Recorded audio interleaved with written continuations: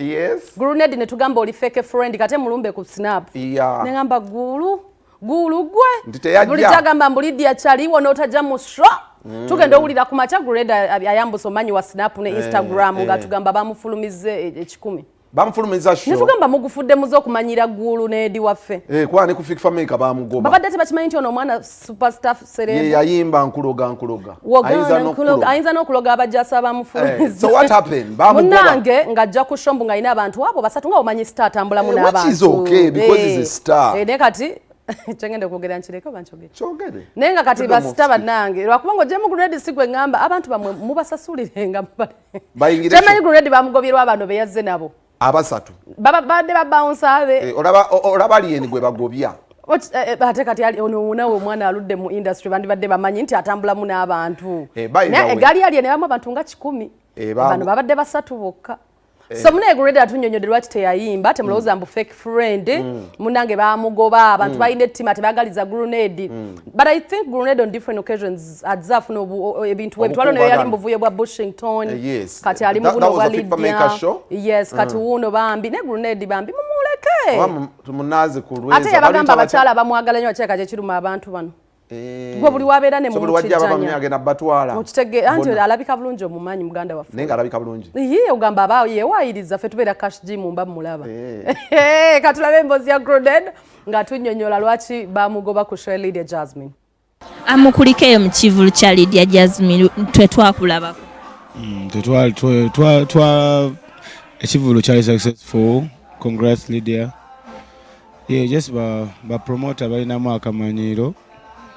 Disrespecting abayimbi naddala nga baze supporting abayimbi banaabwe, which is not right. We deserve our respect. Bayimbi bangi nnyo n'abamaanyi nnyo n'abakulu, you know. So nawe abamuto bwabanga muyimbi, you deserve to give him a chance oba ne respect eyo ng'omuyimbi w'eggwanga. Understand? We deserve the respect from the promoters. Yeah, man. Awawe bigambibwa nti no wajja concert nene bakutwala ng'omubbi wa Kasimu ne bakuyisa bubi. It was embarrassing. They disrespected me. Naye tebantwala nga mubbi wa Kasimu. Just they disrespected me, you know, like to tell me to yingira n'omuntu omu when I have na kamera wange, cameraman wange, na my manager, like, you know, I'm a brand. I cannot come to, and I was invited to perform, and I came to support my fellow artists. So it wasn't good, you know. Abantu baleta issues awezomunda mu businesses abantu. It's not really good. Okay. Yeah. Watunulia event yeno abayimbi bangi bayisibwamu amaaso igwe Eddie Kenzo ba Fake Family kabona babagano yingi. Otukira okwo disrespecting Eddie Kenzo katate Grenade. This really has to stop. You understand? Tetukyakola fujjo kwa tetuliyagala. Tetwagala bakola ko fujjo bali batukolako. Kubanga ojjango li peaceful noyogera nabo and they treat you so bad. It's really bad. But wagala ndoza balina ke tubatwagalamu ke tutabawa. Stegera naye the chance abatukume to respect kuba we in the same business.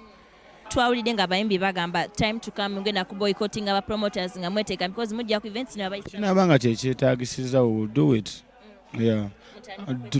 Ababitujja abatatuwa respect tujja bawa tujja kolagana n'abatuwa respect oba tuwetegeke. Yeah.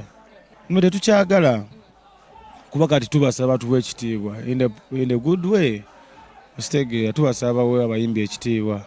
Stegera kuba kati wasesoko ku disrespecting omuyimbi Nganzo ba Kenzo ba Fake Family kati omuyimbi omuntu ajja waggulu nga ina yakayimba ke kamu. Stegera it's really not good. Njogerera by the abayimbi bangi nnyo abaleyo bambi abayisibwa obubi, you know.